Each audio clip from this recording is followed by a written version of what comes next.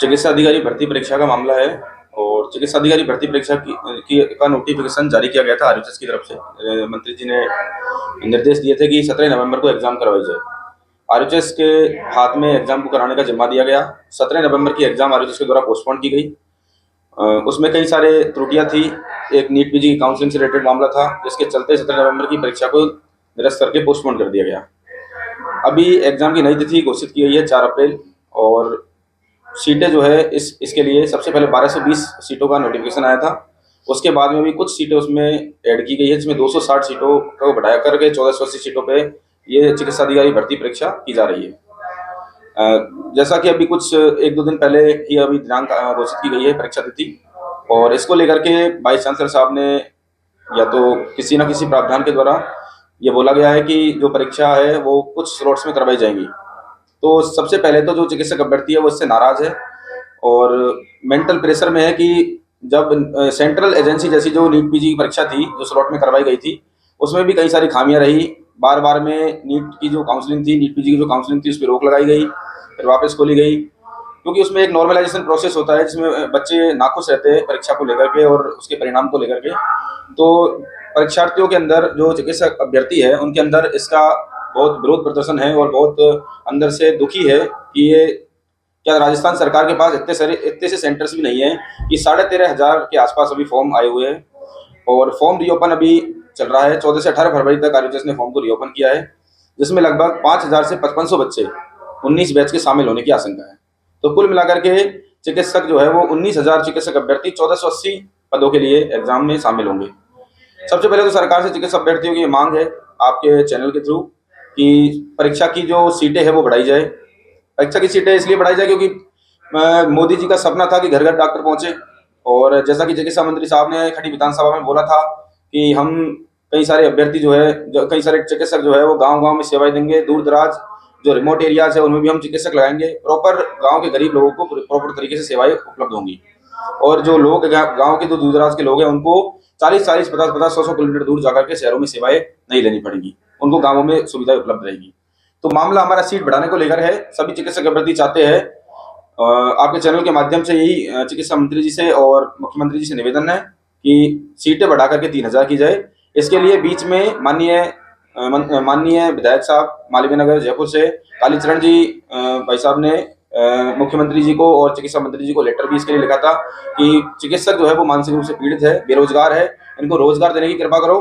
क्योंकि बार बार में बोलते हुए गांव गांव में डॉक्टर नहीं है, गांव में डॉक्टर लगना चाहते हैं, जाना चाहते हैं गांव में डॉक्टर, गांव में सेवाएं देना चाहते हैं, लेकिन सरकारी जगह जगह आप यूटीबी पे चिकित्सक ले लेते हो, तो सरकारी भी ले सकते हो।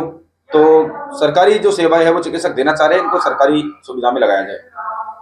तो इसके लिए आपने कालीचरण जी से मिले तो उन्होंने क्या आश्वासन दिया, क्या कहा? कालीचरण जी भाई साहब ने हमें आश्वासन दिया, विधायक साहब ने, कि मैंने लेटर हमारे सामने उन्होंने चिकित्सा मंत्री जी को और मुख्यमंत्री जी को पत्र लिखा। पत्र में बाकायदा मांग की गई कि जो चिकित्सक है उनकी सीटें बढ़ा करके 1220 उस टाइम सीटें थी, और 1220 से अभी कुछ सीटें टुकड़ों में बढ़ाई जा रही है, 200 सीटें, 250 सीटें, 300 सीटें, इस टाइप से सीटें बढ़ाई जा रही है। तो उन्होंने पत्र लिखा था कि भाई ये सीटें बढ़ा करके 3,000 की जाए, ताकि दूर दराज गाँव तक जो गरीब लोग हैं उनको चिकित्सा सेवाएं उचित व्यवस्था में उनको चिकित्सा सेवाएं मिल सके और वो परेशानी उनकी दूर हो। जैसा कि दिया कुमारी जी ने भी, उप मुख्यमंत्री जी ने भी हमारी 1500 सीटें पहले आवंटित कर दी थी विधानसभा में। उन्होंने भी बोला था कि 1500 सीटें हमारी तरफ से दी जाएगी, जबकि ये जो भर्ती है वो गहलोत सरकार की है, उसमें भी सीटें बढ़ाने का भी प्रावधान है, तो उनको बढ़ा के कर दो। हमारी तो 3,000 हो रही है, 3,000 कम से कम सीटें तो की जाए, क्योंकि नए फॉर्म अभी 5,000 से 5,500 रिओपन में फॉर्म आ जाएंगे 19 बैच के। तो यही मांग है सरकार से कि भाई सीटें बढ़ाई जाए, ताकि जो चिकित्सक है वो परेशान ना हो और गांव के दूर दराज के लोगों को सेवाएं मिले। सीट कम होने से जो ग्रामीण इलाके हैं उनको तो नुकसान हो ही रहा है, साथ में डॉक्टरों को भी नुकसान हो रहा है। एक लंबी पढ़ाई के बाद में जब डॉक्टर एमबीबीएस बनते हैं, आप एमबीबीएस करते हैं, उसके बाद में भी अगर आपको नियुक्ति के लिए इंतजार करना पड़ता है, तो क्या क्या परेशानियां डॉक्टरों के साथ आती है? कितने डॉक्टर इससे प्रभावित हैं? मैं आपको बता देता हूं कि 2022 में पिछली भर्ती राजस्थान ने चिकित्सा मेडिकल ऑफिसर के लिए निकाली थी। 2022 की जो भर्ती थी उसमें 1765 सीट पे भर्तियां ली गई थी, जिसमें लगभग 8,000 के आसपास लोग जो है एग्जाम में, परीक्षा में बैठे थे।